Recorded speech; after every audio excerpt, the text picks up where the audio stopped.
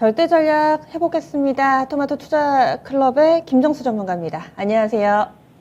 네, 안녕하세요. 네. 어제와 다른 아침 상황입니다. 오늘장 한마디 알려주세요. 오늘장 한마디는 삼성그룹과 LG그룹의 사업 협력을 주목할 때 이렇게 정해봤습니다. 네. 오늘은 또 한마디가 신선합니다. 이렇게 잡으신 이유하고요. 좀 더 설명을 해주세요. 네, 주식은 꿈을 꿨을 때, 그리고 그 꿈이 가시화권에 들어왔을 때 멀티플을 높일 수 있습니다. 프리미엄을 줄 수가 있는 거고요.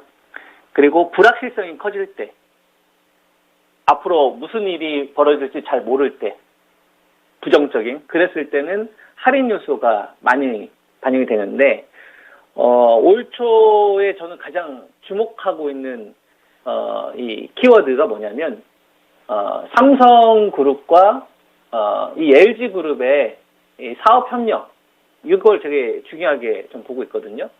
대표적으로 보면은, 이제 앞으로 삼성, 이 OLED TV에 LG그룹에 이 패널이 들어갑니다. 우리가 과거에는 상상하기 어려웠었던 일들이거든요. 이러한 요인들은. 서로 못 잡아먹어서 안달이 났던, 그룹이 이제 힘을 좀 합친다. 이런 거는 그동안 삼성그룹하고 이제 LG그룹 사이에서 경쟁 관계에만 있었던 이런 사업들을 이제는, 보호무역이라는 글로벌, 이 장벽에 부딪히다 보니까 이제 변화를 시도한 것 같아요. 그래서 삼성그룹하고 LG그룹을 이 사업협력을 했었을 때 이 패널 쪽에 분명한 좀 변화가 있고, 그 다음에 삼성 같은 경우도 파운드리 사업에 대한 투자를 기존의 메모리 반도체만큼 지금 집중하고 있지 않습니까? 이거는 차량용 반도체 쪽, 자동차에 들어가는 이 반도체의 수요와 서버에 들어가는 이 반도체, 요 수요를 이 위에서 대비하기 위해서 삼성이 그런 결정을 하는 거거든요. LG그룹 같은 경우는 차량용 반도체 전장 사업에 대한 부분을 스마트폰 사업을 매각을 하고 거기에 이제 집중하기 위해서.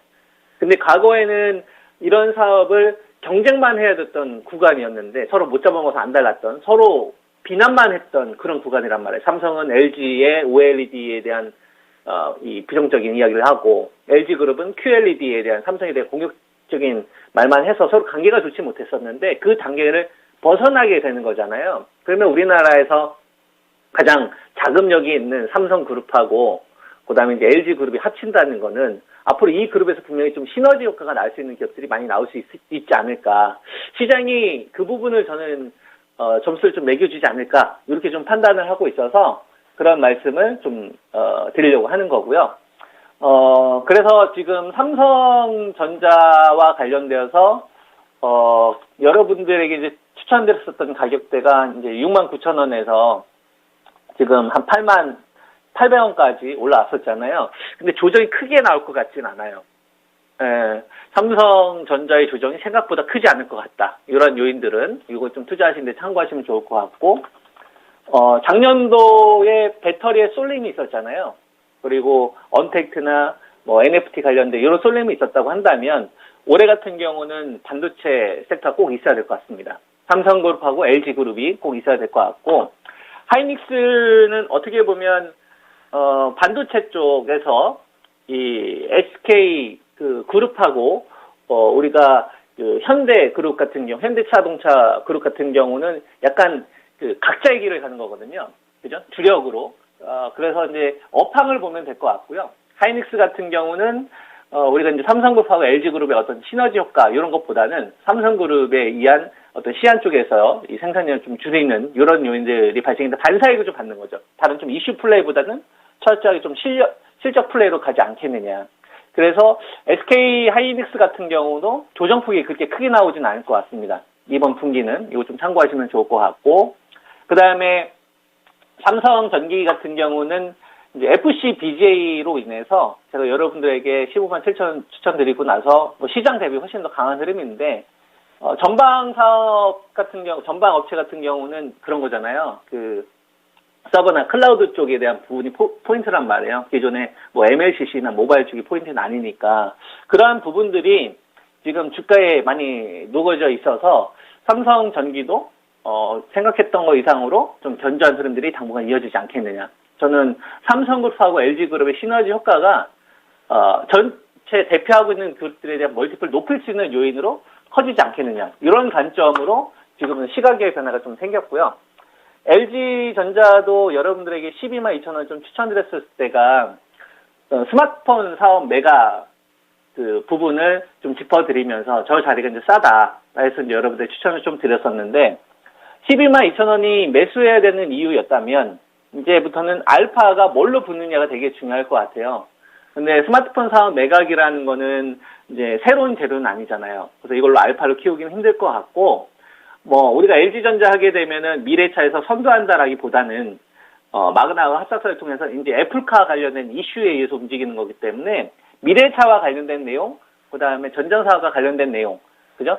이런 내용들에 의해서 주가의 멀티플이 좀 높아질 수 있는 거거든요. 그래서 애플카 관련된 이슈가 나온다거나, 그 다음에 미래차와 관련된 내용들이 계속 나오게 되면 LG전자에 대한 이 프리미엄도 조금 더 이제 높여줘야 되는 구간으로 가야 되지 않겠느냐. 그동안에는 제가 계속 싸게 사자는 말씀을 좀 드렸었는데, 삼성그룹하고 LG그룹의 어떤 시너지 효과를 볼 수 있는 업체들에 대해서는 한 단계 좀 레벨업을 좀 시켜야 되지 않겠느냐. 이런 말씀 좀 드리고 싶고요.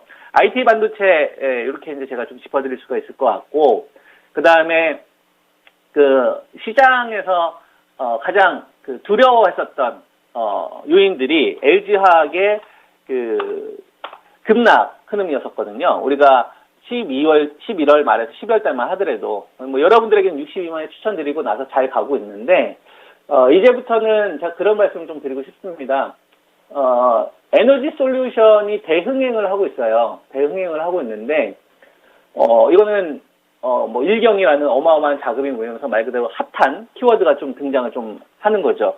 근데 1월 27일 이후부터는 이제 LG 화학도 롯데케미칼이나 대한유화 같은 이런 유형 순수화로 분류를 해야 되기 때문에 멀티플을 이제 낮춰야 되는 프리미엄을 이제 빼야 되는 단계로 저는 바뀔 거다라고 보고 있습니다. 그래서 지금 한 74만 5천 원 정도 되던데 어제 같은 경우 많이 갔어요. 77만 원까지 갔으니까 추천 대비 한 15%? 20%가 넘었겠구나.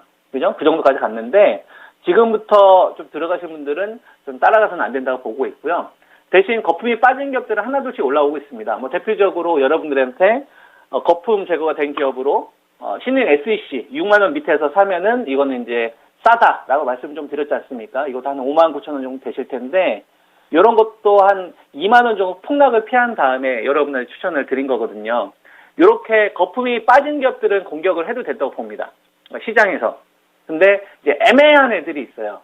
똑같은 이 배터리 관련된 업체들 가운데서도 위치 자체가 애매한 애들이 있습니다. 예를 들면 포스코 케미칼.